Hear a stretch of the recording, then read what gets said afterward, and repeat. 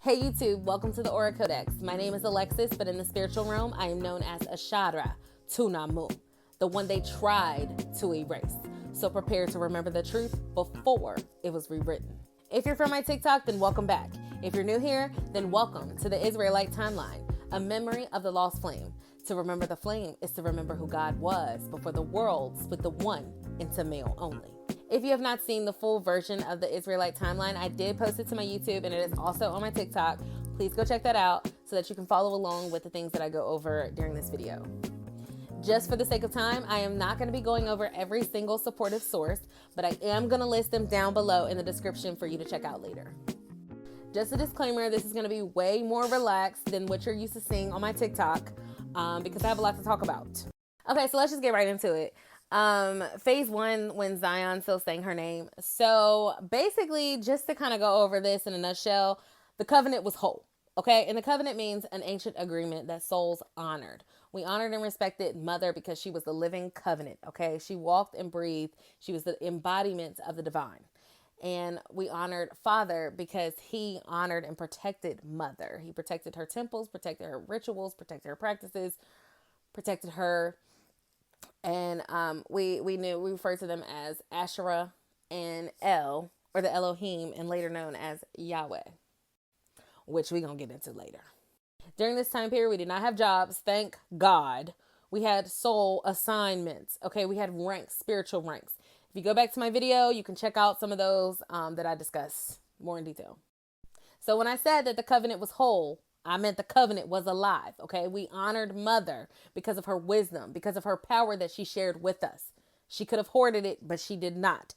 The 1% that we have today that's running everything, they weren't like that, okay? I think that's a misconception of who Mother and Father was. People think that they like hoarded this power and they were just like people that we honored because they had power, like royal or something. No, they were royalty, but we didn't honor them like we do with the royals that own the feds and stuff nowadays. You know, they weren't celebrities to us. They were people. We treated them like people because they walked amongst us. They treated us like people because they walked with us. That literally kills me sometimes. Like, it's just like, we didn't honor them because they were powerful people. We honored them because they honored us. They respected us. They could have been people that didn't want to have nothing to do with us and looked at us as peasants, but they didn't. Anyways, moving on before I get worked up. Well, I said that too soon because I'm about to get worked up. So phase two, the covenant is under siege. So basically, like I talked about, there was a divine masculine that works closely with Mother. Okay. And what I mean by close is real close. Okay. Now, a lot of people ain't gonna like that I'm saying that. If you get what I'm putting down, maybe not yet, but truth is this person, this divine masculine was more than just a friend. So this was someone Mother knew very well. And he built a life of love with her, but the foundation was built on lies. And the truth is, he envied her because she could create realities. She could create without asking him for permission. And he never could understand, why does she carry heaven in her womb? Why is she the only one that can birth realities? So over time, he formed a group of men and they called themselves the priesthood. And they were not called by the divine, okay? They were not chosen men. They chose themselves. They self-declared themselves as the priesthood. They were dedicated to convincing the people that they were righteous, that they were chosen. And this sounds like the patriarchal systems that we have in place today, all sounding righteous and holy under God and indivisible. Yeah, mimicking spiritual language so that they can sound divine, all the while stealing it from the one who taught them, Mother. So anyways, behind closed doors, their true intentions were to erase the divine feminine, erase Mother from the temples and the groves. They wanted full control over the spiritual narrative, period. Men wanted to be kings. They didn't want anything to do with independent women. They didn't want women questioning their actions. They wanted complicit women. They wanted to silence us so they can control us. I'm not going to get too much into phase two, part two, the reign of borrowed power. That is in the full Israelite timeline. Please go back and watch it because I feel like I really came and I cleared them. Okay. And 2 Kings 22-23, I'm telling you, that's going to tell you everything you need to know about the reign of borrowed power, because the amount of things that they tried to erase is baffling. I mean, it started with scribe Hilkiah claiming that he found a lost scroll, but he knew he rewrote that scroll and he gave it to Josiah so they could run around town destroying everything that mother had ever built. And the scroll didn't even make sense anyway, talking about something, there's no one that's supposed to be beside him. Well, how the hell he got a wife then? Why he got a wife if he ain't nobody supposed to be beside him? Why is he with his wife, Asherah, if ain't no somebody supposed to be beside him? If ain't no king supposed to have a queen? What? Okay, moving along to phase 2, part 3. The priesthood deceives and silences mother.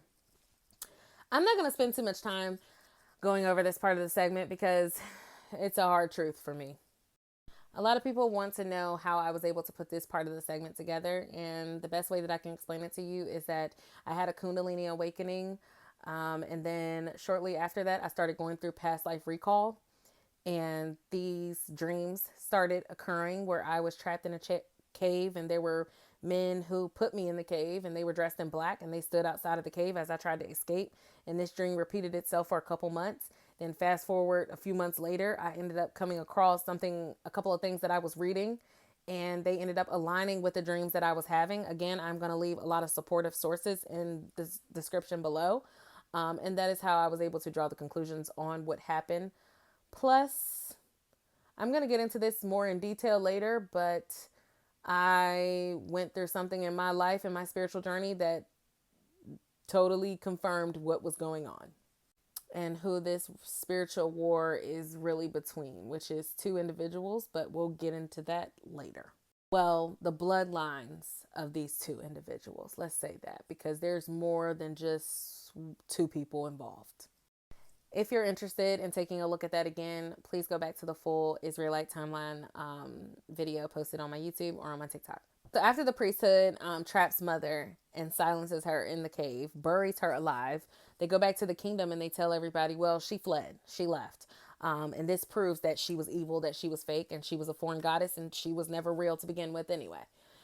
So basically they convinced the entire kingdom to turn against her and saying, this proves our point. She left on her own accord, and so she must be evil. Not true.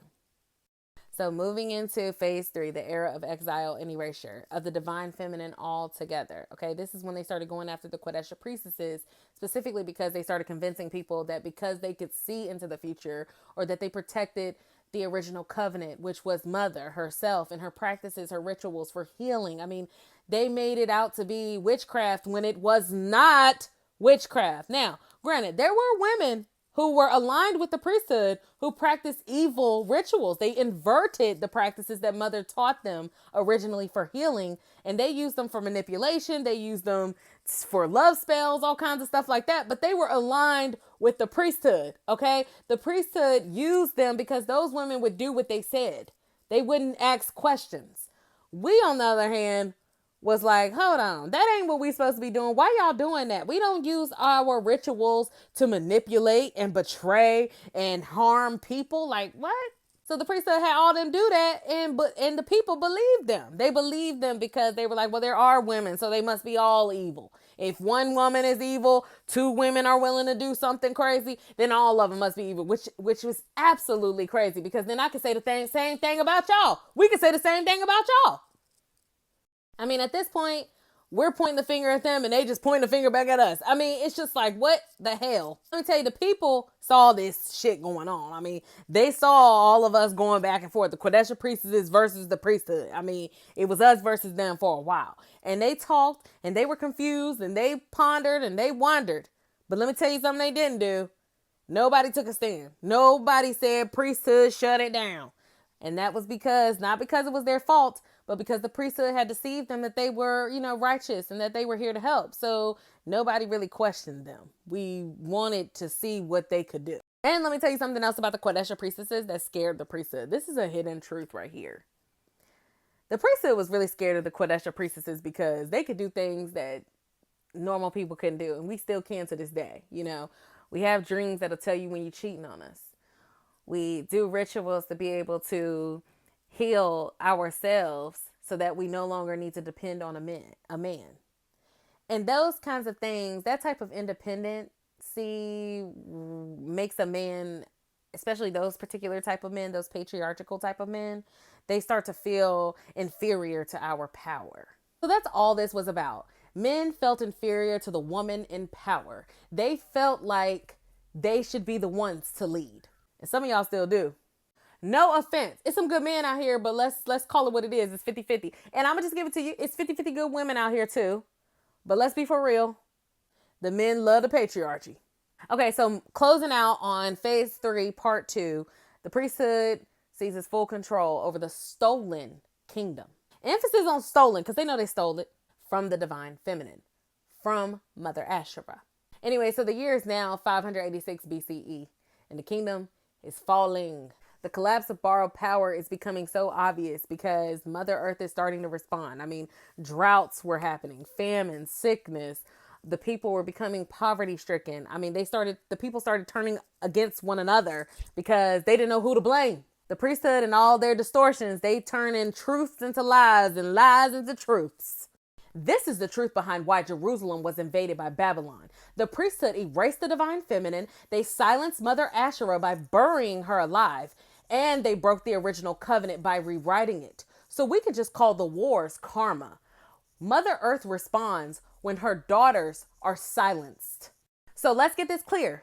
The priesthood rewrote the original covenant. This is how El, the Elohim, later became Yahweh. They're the same person. They just rewrote El to Yahweh, a singular masculine God with no wife. So erasing divine union, erasing the balance that once upheld the kingdom. This was their agenda the whole time so that the patriarchal systems could rise to power. And that is why Babylon was invaded. The same reason why we have all these wars and everything that we have going on in today's time, because who's the most mistreated human being on this earth? Women. And then Mother has been erased to the point where now nobody in this world even knows who she really is. Some people even think she wasn't even a person. They did so well at erasing her, they made her like she was a pole or she was the Holy Ghost or the Holy Spirit, that she wasn't a person. They did that on purpose.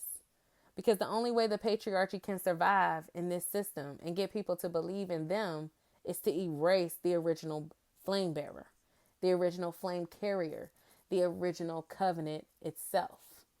As the stolen kingdom began to collapse and the people marched from the ruins, they wondered, they questioned whether they really should have trusted the priesthood. And this was something that happened in my dreams that I observed. I observed the people and I could hear them in their whispers. And that was something that I added to this segment because I could make out exactly what was happening, and I saw the priesthood behind them. It was like they were pushing the people forward, and it was like they were leading them into their own captivity. All the while, the priesthood knew they were the reason why the kingdom was falling. They would never accept accountability for their own actions. Instead, they made sure they blamed the people for worshiping Asherah, claiming that she was evil, that she was the reason that the kingdom was falling, and that the people were being punished for worshiping her, when all the people were doing was honoring the original covenant. Hence, what's happening in today's time. The people in power don't take responsibility for the things that they do wrong. Ever. I mean, we see this stuff every day. Celebrities, politicians, the wealthy, getting away with murder at this point. But they put it in place. They designed it to be that way. That is the reason why the patriarchal system rose to power. This was their intention. This is what they saw for the future. George Orwell said it best. He who controls the past controls the future. Okay, so that's all I have for you guys today on the extended version of the Israelite timeline. If anything I said deeply resonated, triggered remembrance, or made you question anything that you've ever been told, please leave a comment below. Make sure you subscribe for more deep dives. And until then, let your aura be the light they could not put out.